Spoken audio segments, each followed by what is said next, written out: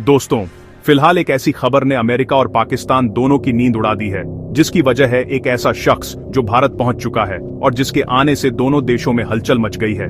मैं यहां पुतिन की बात नहीं कर रहा, जो दिसंबर में भारत आने वाले हैं, बल्कि बात हो रही है तालिबान के विदेश मंत्री आमिर खान मुत्तकी की। सोचिए, जिस इंसान की यात्राओं पर खुद डोनाल्ड ट्रंप ने प्रतिबंध लगा रखा है, वह अब भारत की धरती पर मौजूद है। यही वजह है कि शहबाज शरीफ और ट्रंप दोनों इस दौरे को लेकर बेचैन हैं। आमिर खान मुत्तकी 9 अक्टूबर को भारत पहुंच चुके हैं और भारत इस दौरे को तालिबान के साथ नए रिश्ते बनाने के अवसर के रूप में देख रहा है। इसके पीछे 2 मुख्य कारण हैं, जिन्हें हम आगे विस्तार से समझेंगे। बीते 2 दशकों में भारत ने अफगानिस्तान में अरबों रुपए के निवेश से सैन्य प्रशिक्षण, छात्रवृत्तियां और संसद भवन जैसे बड़े प्रोजेक्ट पूरे किए, ताकि वहां अपनी रणनीतिक पकड़ मजबूत की जा सके। लेकिन अशरफ गनी सरकार के पतन और तालिबान के सत्ता में आने के बाद भारत का प्रभाव घटा और सुरक्षा को लेकर नई चिंताएं पैदा हुईं। दूसरी वजह है चीन और पाकिस्तान का बढ़ता दखल। चीन तालिबान से दोस्ती कर अफगानिस्तान में अपना प्रभाव बढ़ाना चाहता है, जबकि पाकिस्तान ड्यूरंड लाइन पर कब्जा जमाकर सीमा का विस्तार करना चाहता है। अगर ये दोनों देश सफल हो जाते हैं, तो यह भारत के लिए एक गंभीर रणनीतिक चुनौती होगी। इसीलिए भारत अब तालिबान के साथ संवाद बढ़ाकर हालात का फायदा उठाना चाहता है। भारत का मकसद पाकिस्तान को यह सख्त संदेश देना है कि अब अफगानिस्तान में उसकी भूमिका को नजरअंदाज नहीं किया जा सकता। अब बात करते हैं मुत्तकी और ट्रंप की तनातनी की। मुत्तकी पहले तालिबान में शिक्षा मंत्री रह चुके हैं और अमेरिका उनके खिलाफ शुरू से रहा है, क्योंकि अफगानिस्तान से अमेरिकी सैनिकों को बाहर निकालने में उनकी बड़ी भूमिका रही। इसी कारण वह अमेरिकी वांटेड सूची में शामिल हैं।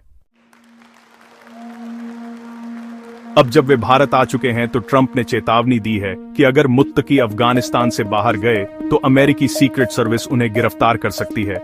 हालांकि मुत्तकी ने जवाब दिया कि उन्हें किसी का डर नहीं और भारत में वे सुरक्षित हैं। अगर यह बातचीत सफल होती है, तो पाकिस्तान की टेंशन और बढ़ जाएगी।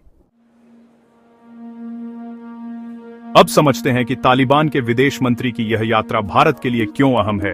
यह सिर्फ एक औपचारिक दौरा नहीं, बल्कि भारत की गहरी रणनीतिक सोच का हिस्सा है। भारत अफगानिस्तान में अपनी पुरानी उपस्थिति को फिर से मजबूत करना चाहता है।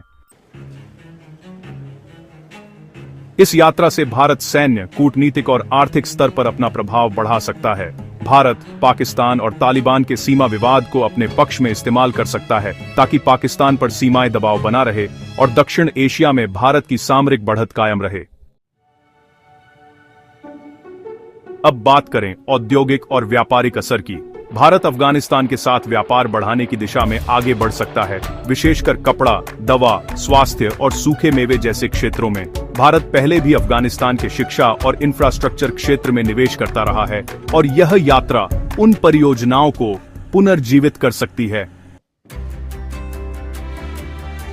इससे भारत के लिए नए व्यापारिक अवसर और निवेश के रास्ते खुलेंगे।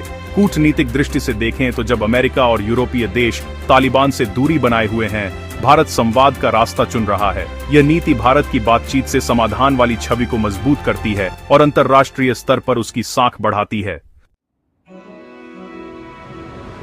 मुत्तकी की यात्रा का एक दिलचस्प पहलू यह भी है कि जो व्यक्ति कभी अमेरिका का विरोधी था, वही अब भारत के साथ चर्चा की मेज पर बैठा है। भारत ने मुत्तकी की सुरक्षा के लिए विशेष इंतजाम किए हैं, ताकि किसी अप्रिय घटना से बचा जा सके।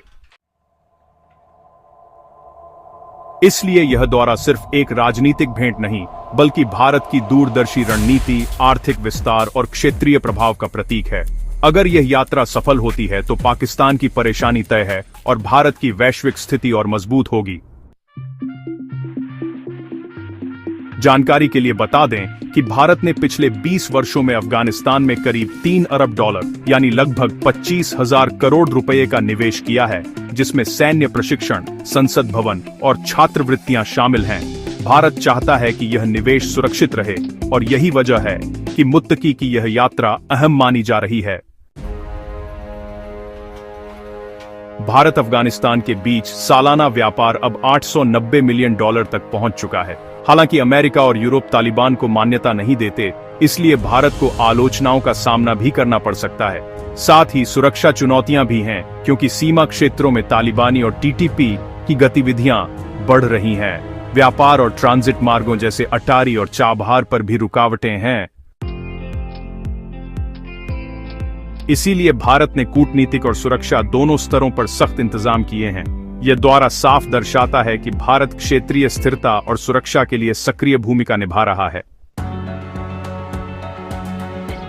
भारत के निवेश और सहायता के आंकड़े बताते हैं कि यह कदम सिर्फ राजनीतिक नहीं बल्कि विकासोन्मुख है। उदाहरण के लिए पुले खुमरी से 220 केवी ट्रांसमिशन लाइन पर $111 मिलियन, हेरात में सलमा जलविद्युत परियोजना पर $109.3 मिलियन और काबुल संसद भवन पर $75 मिलियन खर्च किए गए हैं। ये परियोजनाएं भारत अफगान रिश्तों की गहराई और स्थायित्व को दर्शाती हैं। तो दोस्तों, अब आप बताइए, क्या यह भारत की सबसे बड़ी कूटनीतिक चाल नहीं है? बाकी आप लोग इस पर क्या सोचते हैं? अपनी राय नीचे कमेंट में जरूर बताएं। वीडियो को लाइक, सब्सक्राइब और अपने दोस्तों तक जरूर शेयर करें। जय हिंद, वंदे मातरम।